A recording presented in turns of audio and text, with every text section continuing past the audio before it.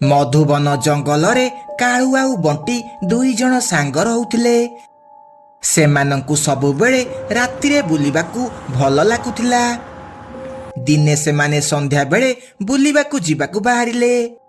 ଆରେ ବଣ୍ଟି, ଆଜି ଚାଲୁନୁ ରାହୁଗଡ଼ ବୁଲିବାକୁ ଯିବା। ଆରେ ତୁ ପାଗଳ ହେଲୁ ନା କଣ?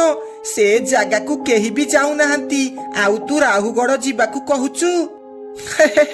ସବୁବେଳେ ତ ବାହାଦୁରୀ କଥା କହୁଛୁ, ଆଉ ରାହୁଗଡ଼ ଯିବାକୁ ଡରୁଛୁ। ଚାଲେ, ସେଠି ସେମିତି କିଛି ବି ନାହିଁ। ଏହା କହି ସେମାନେ କାରରେ ବସି ରାହୁଗଡ଼ ଯିବାକୁ ଲାଗନ୍ତି। କିଛି ବାଟ ଗାଡ଼ି ଚଲେଇବା ପରେ ସେମାନେ ରାହୁଗଡ଼ରେ ପହଞ୍ଚି ଯାଆନ୍ତି। ସେଠି ବହୁତ ଜୋରେ ଭୟଙ୍କର ଭୟଙ୍କର ଶବ୍ଦ ହେଉଥିଲା। ଆରେ କାଳୁ, ଏଠିକି ତ ଆସିଗଲେ। ଏଠି ତ ବହୁତ ଜୋରେ ଭୟଙ୍କର ଶବ୍ଦ ହେଉଛି। ଆରେ ମୁଁ ଜାଣିନଥିଲି ତୁ ଏଡେ ଡରକୁରା ବୋଲି। ମୁଁ ଡରିବିନି କେମିତି? ମୋର କିଛି ସାଙ୍ଗ କହୁଥିଲେ ଏଠି ଗୋଟେ ଡାହାଣୀ ରହୁଛି। ଆରେ ଏଠି ସେମିତି କିଛି ବି ନାହିଁ। ସେତିକି ବେଳେ ସେମାନେ ଦେଖନ୍ତି ଗୋଟେ ସୁନ୍ଦର ଚଢ଼େଇ ରାସ୍ତାରେ ଠିଆ ହେଇ ଲିଫ୍ଟ ମାଗୁଛି। ତାକୁ ଦେଖି କାଳୁ ତା ପାଖରେ ଯାଇ ଗାଡ଼ି ରଖେ। ଆରେ ମ୍ୟାଡାମ, ଏତେ ରାତିରେ ଏଠି କଣ କରୁଛ? ତମେ କଣ ଜାଣିନ ରାତିରେ ଏଠି କେହି ବି ଯିବା ଆସିବା କରୁନାହାନ୍ତି? ମୁଁ ଏଇ ଆଖପାଖରେ ଜଣକୁ ଦେଖା କରିବାକୁ ଆସିଥିଲି, କିନ୍ତୁ ବାଟରେ ମୋର ଗାଡ଼ି ଖରାପ ହେଇଗଲା। ତମେ କଣ ମତେ ଟିକେ ଆଗରେ ଛାଡ଼ିଦବ? ନାଇଁ କାଳୁ ନାଇଁ, ତୁ ତାକୁ ଭିତରକୁ ଆସିବାକୁ ଦେନି। ଆରେ ତୁ ଏତେ ଡରୁଛୁ କାହିଁକି? ଦେଖିପାରୁନୁ କେତେ ସୁନ୍ଦର ଚଢ଼େଇ ହେଇଛି। ତାକୁ ଗାଡ଼ିରେ ବସିବାକୁ ଦେ, ଆମର ବି ଟିକେ ଟାଇମ ପାସ୍ ହେଇଯିବ। ଏହା କହି କାଳୁ ସେ ଚଢ଼େଇକୁ ଗାଡ଼ିରେ ଲିଫ୍ଟ ଦିଏ। ମତେ ଗାଡ଼ିରେ ଲିଫ୍ଟ ଦେଇଥିବାରୁ ତମର ବହୁତ ବହୁତ ଧନ୍ୟବାଦ। ଲାଗୁଛି ମୁଁ ଗାଡ଼ିରେ ବସିବାରୁ ତମ ସାଙ୍ଗକୁ ଭଲ ଲାଗିଲାନି। ସେମିତିରେ ତମେ ଦୁଇ ଜଣ ଏ ସୁନସାନ ରାସ୍ତାରେ କଣ କରୁଛ? ତମକୁ କଣ ଡର ଲାଗୁନି? ଆରେ ଆମେ କାହାକୁ ଡରିନୁ, ଆମେ କାହିଁକି ଡରିବୁ? ଆରେ ମୁଁ ତ ଏମିତି କହୁଥିଲି। ମୁଁ ଶୁଣିଥିଲି ଏଠି କୋଉଠି ଗୋଟେ ଡାହାଣୀ ରହୁଛି। ଯିଏ ବି ଏଠିକି ଆସେ ସେ ଡାହାଣୀ ତାକୁ ମାରିଦିଏ। ମୁଁ ବି ଏ କଥା ଶୁଣିଛି, କିନ୍ତୁ ଏସବୁ ଅନ୍ଧବିଶ୍ୱାସ କଥା। ମୁଁ ଏ କଥାକୁ ବିଶ୍ୱାସ କରୁନି। ଯଦି ଏଠି ଏବେ ଡାହାଣୀ ଆସିବ ହେରି, ତାହେଲେ ତମେ କଣ କରିବ? ଆରେ ଆସିଲେ ମୁଁ ତାକୁ ଦେଖିଦେବି, ତମେ ବ୍ୟସ୍ତ ହୁଅନି।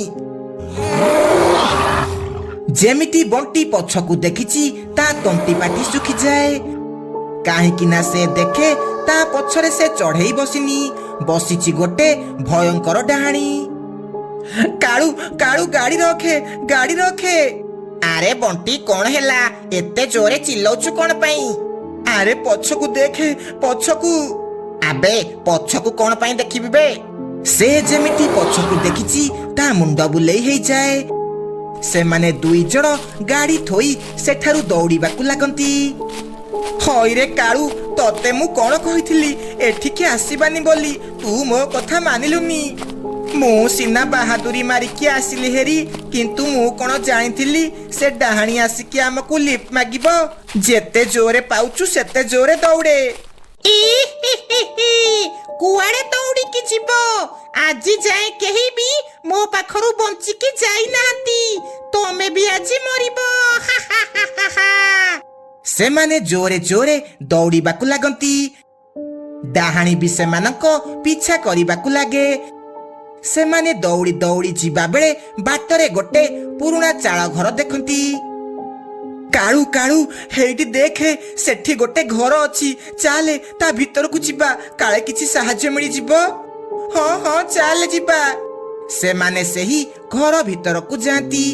ସେମାନେ ସେଠି ଦେଖନ୍ତି ଗୋଟେ ତାନ୍ତ୍ରିକ ବାବା ବସିକି ତନ୍ତ୍ର ପାଠ କରୁଛନ୍ତି। ବାବା ବାବା, ଆମକୁ ବଞ୍ଚାଅ, ଆମକୁ ବଞ୍ଚାଅ। ସେ ରାହୁଗଡ଼ ବାଲା ଡାହାଣୀ ଆମକୁ ମାରିଦେବ, ଆମକୁ ବଞ୍ଚାଅ। ତମେ ମାନେ ଏତେ ରାତିରେ ସେଠାକୁ କଣ ପାଇଁ ଯାଇଥିଲ? ଜାଣିନ ସେ ଜାଗାରେ କଣ ଅଛି? ତାପରେ ବଣ୍ଟି ତାନ୍ତ୍ରିକ ବାବାକୁ ସବୁ କଥା କୁହେ। ତମେ ମାନେ ବ୍ୟସ୍ତ ହୁଅନି, ମୁଁ ଥିବା ଯାଏ ତମର ସେ ଡାହାଣୀ କିଛି ବି କରିପାରିବନି। ସେତିକି ବେଳେ ଡାହାଣୀ ସେଠାରେ ଆସି ପହଞ୍ଚେ। ଆଚ୍ଛା, ତମେ ଦୁଇ ଜଣ ଏଇଠି ଲୁଚିକି ବସିଛ। ଆଜି ତମ ଦୁଇ ଜଣକୁ ମୋଠୁ କେହି ବି ବଞ୍ଚେଇ ପାରିବେନି। ଆଜି ତମ ଦୁଇ ଜଣକୁ ମାରି ଖାଇବି। ହେ ଡାହାଣୀ, ମୁଁ ଥିବା ଯାଏଁ ତୁ ଏ ପିଲାମାନଙ୍କର କିଛି ବି କରିପାରିବୁନି। ଆଚ୍ଛା, ତୁ ବି ଏଇଠି ଅଛୁ। ଆଜି ତୁ ବି ମୋଠୁ ବଞ୍ଚିକି ଯାଇପାରିବୁନି ତାନ୍ତ୍ରିକ। ତୁ ମୋର କିଛି ବି କରିପାରିବୁନି ଦୁଷ୍ଟ। ତତେ ଆଜି ମୁଁ ଏ ବୋତଲ ଭିତରେ ବନ୍ଦୀ କରିବି। ଆଚ୍ଛା, ତୋର ଏତେ ସାହସ, ଇଏ ନେ। ଏତିକି କହି ଡାହାଣୀ ତାନ୍ତ୍ରିକ ଉପରେ ଆକ୍ରମଣ କରେ। ତାନ୍ତ୍ରିକ ସେତିକି ବେଳେ ଡାହାଣୀ ଉପରେ ଗଙ୍ଗାଜଳ ପକାଏ।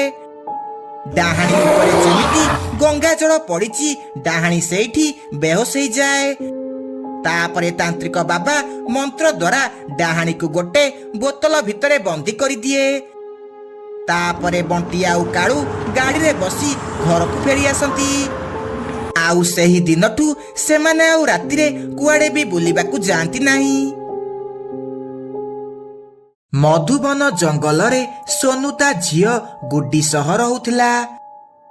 ସୋନୁ ଜଙ୍ଗଲ ସାରା ବୁଲି ବୁଲି ପରିବା ବିକୁଥିଲା।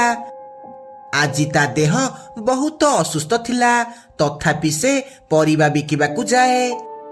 ଆଳୁ ନିଅ ଆଳୁ, ବାଇଗଣ ନିଅ ବାଇଗଣ, ତାଜା ତାଜା ପରିବା ନେଇଯାଅ। ଆସ ଆସ ଭାଇ ଭଉଣୀ ମାନେ, ପରିବା ନବ ଆସ। ସେଦିନ ଜୋରେ ଖରା ହେଉଥିଲା। ଖରା ଯୋଗୁ ସୋନୁର ମୁଣ୍ଡ ବୁଲେଇ ହୁଏ, ଆଉ ସେ ତଳେ ପଡ଼ିଯାଏ। ତଳେ ପଥରରେ ମୁଣ୍ଡ ବାଡ଼େଇ ହେବାରୁ ସେଇଠି ତା ଜୀବନ ଚାଲିଯାଏ।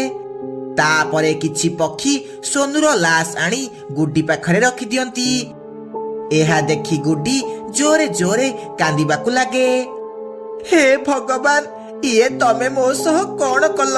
ଜନ୍ମ ହେଉ ହେଉ ମାକୁ ମୋଠୁ ଛଡେଇକି ନେଇଗଲ, ଆଉ ଏବେ ବାପାକୁ ବି ନେଇଗଲ। ଏବେ ମୁଁ ଏକା ଏକା କେମିତି ବଞ୍ଚିବି? ଏମିତି କିଛି ଦିନ ବିତିଗଲା। ଗୁଡି ପାଖରେ ଥିବା ସବୁ ଟଙ୍କା ଧୀରେ ଧୀରେ ଶେଷ ହେଇଗଲା। ଘରେ ଯାହା ବି ପଇସା ଥିଲା, ବାପା ଚାଲିଗଲା ପରେ ସବୁ ଶେଷ ହେଇଗଲା। ଏବେ ଘରେ କିଛି ବି ଖାଇବାକୁ ନାହିଁ।